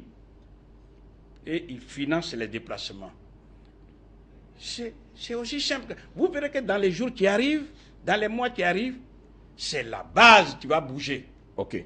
Et qui va porter en triomphe nos dirigeants pour dire, vous ne dites rien, parce qu'on sait que vous êtes enchaînés. Non, vous êtes enchaînés. C'est vrai, donc professeur. c'est la population, comme un seul homme, qui va s'élever contre cette monnaie coloniale. Okay. La France n'aura pas d'autre choix que d'accepter le changement. D'accord, professeur. On pense bien que les Africains ont compris, avec son milliard de téléspectateurs, on a l'habitude de le dire ici, Afrique Média, au moins une personne entendra votre combat et viendra au secours des Africains par votre secours, parce que vous en faites déjà beaucoup pour les Africains. Alors, nous allons peut-être sortir de cette émission face à l'actualité, parce qu'il s'agissait bien de parler de ce franc CFA et d'aborder la question du Nigeria qui est devenu la première puissance économique. Peut-être vous avez une dernière chose à dire aux Africains avant que nous nous séparions. Bien. Donc, je voudrais dire, pour qu'il y ait un véritable changement positif du visage de l'Afrique, nous proposons deux solutions, deux seulement. Pour nous qui n'avons pas de monnaie, il faut liquider le franc CFA et en lieu et place mettre la monnaie typiquement africaine. Maîtriser la monnaie, c'est maîtriser la banque centrale. En maîtrisant la banque centrale, vous maîtrisez les banques commerciales. En maîtrisant les banques commerciales et tous les circuits financiers, vous avez les moyens objectifs pour financer les projets socio-économiques portés par les Africains. Ça, c'est le premier point. Et surtout, financer ce que nous appelons nos 13 besoins, à savoir la nourriture, donc élever les industries alimentaires. Deuxième besoin, donner de l'eau potable à tout le monde, parce qu'un être humain est composé à 70% de l'eau. On ne peut pas parler de pays émergents quand des gens n'ont même pas accès à l'eau potable. Troisième besoin, c'est l'habillement, donc des industries de textile. Quatrième besoin, c'est l'habitat. Il y a de l'espace vital. Il faut construire des milliers, sinon des millions de logements. Et les forces vitales sont là. Il suffit simplement, à travers notre propre monnaie, payer ces gens, ils vont construire les logements. Quand on a le logement, il faut y mettre de l'énergie, notamment l'énergie solaire, qui est propre, disponible. Le continent le plus ensoleillé au monde, c'est l'Afrique. Donc, financer cela, ça c'est à l'intérieur. Ensuite, sixième besoin, c'est la santé. Prendre quelques logements, pour ne pas dire quelques bâtiments, construire les centres de soins primaires au village, ensuite les dispensaires et les hôpitaux en ville, et affecter simplement le personnel enseignant et non soignant. Et surtout, produire nos médicaments, donc faire des laboratoires pharmaceutiques. Ensuite, asseoir la sécurité sociale, parce que 70% de la population africaine a moins de 30 ans. Ça veut dire que la sécurité sociale mise en place sera nécessairement excédentaire. Après la santé, le septième besoin, c'est l'éducation nationale. Il n'y a pas de développement du pays sans éducation nationale. Ce qui suppose que parmi les logements, les bâtiments, on favorise l'enseignement primaire, secondaire et supérieur. Faire en sorte qu'il n'y ait pas plus de 30 élèves par classe. On a les moyens. Il suffit seulement de payer les enseignants. Les logements, les bâtiments, on peut les construire. Et ensuite, changer le programme de l'enseignement pour que ceux qui sortent, ils aient un emploi. Parce que c'est une absurdité de voir que dans un pays sous-développé, il y ait du chômage. Nos universités fabriquent des chômeurs. Il faut tout changer. Ensuite, huitième besoin, c'est ce que nous appelons tout simplement les routes. Après les routes, neuvième besoin, les transports collectifs. Il faut qu'ils soient décents. Ensuite, dixième besoin, la défense nationale. Financer la défense pour qu'il y ait la sécurité. Onzième besoin, les NTIC, les nouvelles technologies de l'information et de la communication. Parce que nous sommes dans un monde moderne. Ensuite, nous avons la recherche et le développement à financer, 12e besoin. On a nos inventeurs qui sont là. Ils ne sont pas aidés, mais nous devons les financer. Parce que c'est leur invention, c'est ça qui va faire le développement. Et enfin, le 13e besoin, c'est le divertissement, c'est-à-dire la culture, les loisirs, le tourisme. Qui aime plus s'amuser, comme on le dit? Ce ne sont pas les Africains. Mais on peut financer tout ça. Il y a des gens qui disent, je m'en vais à la Côte d'Azur, je m'en vais me reposer en France. Mais où ils vont? Sur des places qui sont polluées. Bref, donc ça c'est ce qu'on peut faire avec notre argent, c'est-à-dire financer ce que j'appelle les besoins primaires. Maintenant, la deuxième solution, c'est ça qu'on appelle la transformation locale de toutes nos matières premières, agricoles, minières, minérales et énergétiques en des produits finis. Générateurs des richesses qu'on appelle les valeurs ajoutées. Pourquoi? Et je prends toujours le même exemple. Lorsque vous allez à Paris et que vous prenez une seule tasse de café, elle coûte à moins 2 euros. Dans la tasse de café, on y met, en arrondissant, 10 grammes. Ce qui veut dire, quand le barman a vendu 1 kilo de poudre, il a vendu 1 kilo, c'est 1000 grammes divisé par 10 égale 100 tasses. 100 tasses multipliées par 2 euros, il récolte 200 euros. Or, qui a produit le café? C'est bien le Camerounais, c'est bien l'Ivoirien, c'est bien le... Bon. Dans le meilleur des cas, combien il a touché? Il a touché 500 euros. Le pays a touché 500 euros, c'est-à-dire 0,76 euros. Ça ne fait même pas 1 euro. Donc, dans le commerce nord-sud dont on parle, c'est pas équitable déjà. Il y a 200 euros créés et nous, on nous donne, en arrondissant, 1 euro. Le paysan qui te 300 francs, c'est 45 centimes. Donc, nous disons, il faut prendre la même machine. Parce qu'en fait, il faut bien comprendre la décomposition. Quand l'Européen vient au port d'Abidjan ou de Cameroun, peu importe, aller-retour, il a payé. Qui travaille, parce qu'il faut assurer aussi contre les pirates de mer, qui travaille dans ces compagnies d'assurance, ce sont les Européens. Même dans ces compagnies maritimes de transport, c'est eux.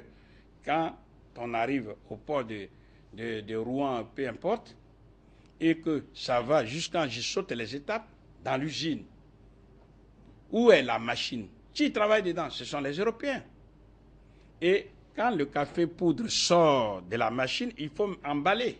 Donc même dans des bouteilles, dans des sachets, dans ces compagnies d'emballage, ce sont les Européens qui travaillent dedans. Jusqu'à ce que ça arrive dans les supermarchés. Qui travaille là-bas encore? C'est eux.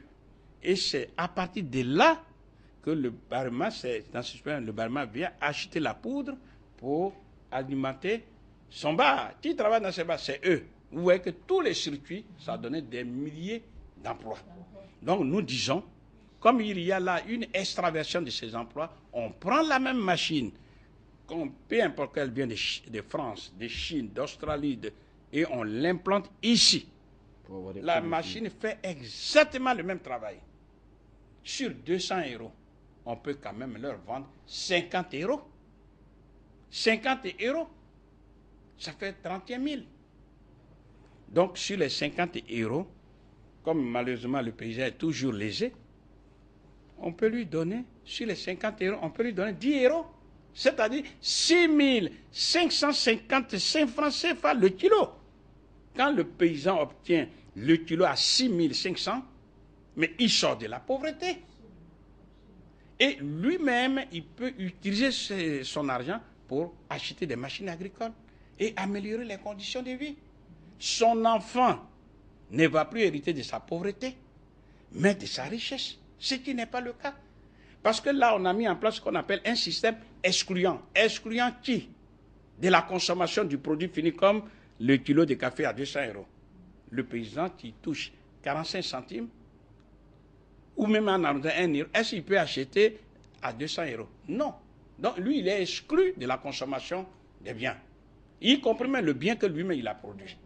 Donc il s'agit de mettre en place un nouveau système incluant le producteur africain. Or là, il est exclu, il ne peut pas consommer tous les biens électroménagers, voitures, tout ça. Donc c'est à travers la transformation, ce que je viens de prendre comme exemple pour le café cacao, c'est valable pour toutes les matières premières, peu importe qu'elles soient agricoles, qu'elles soient minières, minérales et énergétiques. Or aujourd'hui, qu'est-ce qui se passe? Puisqu'il n'y a pas de capital, il n'y a pas d'argent, eh bien on est là, les gens viennent, ils ramassent, et puis ils prennent. Et on se contente d'exporter les matières premières. Or, exporter les matières premières, ce n'est rien d'autre qu'un appauvrissement. À travers l'exemple du café, vous voyez bien. Et il y a une conséquence. Si on transforme nos matières premières en produits finis, ça veut dire, nous-mêmes, nous allons devenir des consommateurs. Je donne un exemple. Quand l'Ivoirien, qui est premier producteur mondial du cacao, prend sa fève de cacao et va trouver le Ghanéen. Le Ghanéen, qui est deuxième producteur mondial, il vient aussi avec sa fève de cacao. Qu'est-ce qu'ils vont échanger? Ils ne vont pas échanger, puisque c'est la même fève de cacao. Donc, ils sont obligés de chercher un autre qui va venir acheter, c'est-à-dire encore l'Européen. Or, si on ferme les yeux, on les ouvre, ces fèves de cacao sont devenues des tablettes de chocolat, de tous les produits dérivés. Eh bien, ils les mangent au même titre que les Européens, au même titre que n'importe qui. Ce que je suis en train de dire. Lorsque nous allons transformer nos matières premières en des produits finis, eh bien, les Africains peuvent consommer justement les produits finis.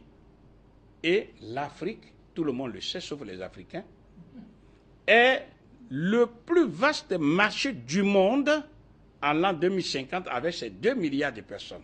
Donc, il y a deux solutions, deux hypothèses. Soit les Africains prennent maintenant, ici et maintenant, conscience et ils changent tout en leur faveur, et les Africains seront même en tête. Ils vont même dépasser la Chine. Ou alors, ils continuent de dormir. Ils continuent toujours d'annoblir ces structures néocoloniales. Et en ce moment-là, ce sont des hécatombes. Surtout l'insécurité Parce que ces millions de personnes, ces jeunes sans emploi, désœuvrés, ils vont chercher à tuer, à voler, à incendier partout. Okay. Donc, en prenant conscience de ça, c'est ça qui fait que nous sommes en train de courir, en train de parcourir le monde, en train d'aller parler aux universitaires et ainsi de suite, et demander à ces Africains dignes de ce nom de venir à notre secours. Nous aider simplement à aller parler aux Africains. Et que les Africains qui sont sur le continent, ce n'est pas eux qui prennent le risque. Puis c'est moi, quand j'ai fini de parler, demain, je prends l'avion, je m'avais encore en France là-bas. Donc les gens vont dire, mais c'est un irresponsable, peut-être qu'il n'a pas d'enfants. Non, à mon âge là, je suis un responsable puisque j'ai mes enfants en France, j'ai mon épouse en France, j'ai ma famille en France. Mais à un moment donné, dans la vie, il faut se poser les questions. Qu'est-ce que je suis venu chercher sur la terre? Si c'est manger, dormir, l'animal, il mange, il dort. Merci beaucoup, professeur Agbo. Si c'est pour faire des enfants, l'animal aussi fait des enfants. Merci Mais beaucoup, il faut professeur arriver Agbo. à domestiquer son environnement. Okay. C'est ça. Donc, mon dernier message, c'est de dire aux Africains, avant qu'il ne soit trop tard, de venir ensemble participer au combat de libération nationale, parce que de ça il s'agit.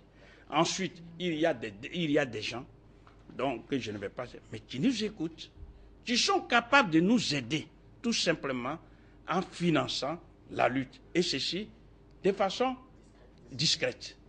Je vous remercie. D'accord. Merci beaucoup, professeur Agbo. Ça a été un plaisir de vous avoir sur ce plateau pour Face à l'actualité. Alors, nous allons demander aux téléspectateurs, vous pouvez continuer à envoyer vos SMS sur la page Facebook d'Afrique Média, Afrique Média TV, et nous prendrons la peine de les lire juste après l'émission et nous vous permettrons d'avoir des réponses que peut-être le professeur Agbo nous donnera à la fin de cette émission. On consultera peut-être ces SMS ensemble pour permettre aux Africains de comprendre plus clairement les questions qui restent encore dans la zone d'ombre pour eux. Alors, merci à tous d'être passés sur ce plateau Passion Parfait d'Homme. Merci d'être venus.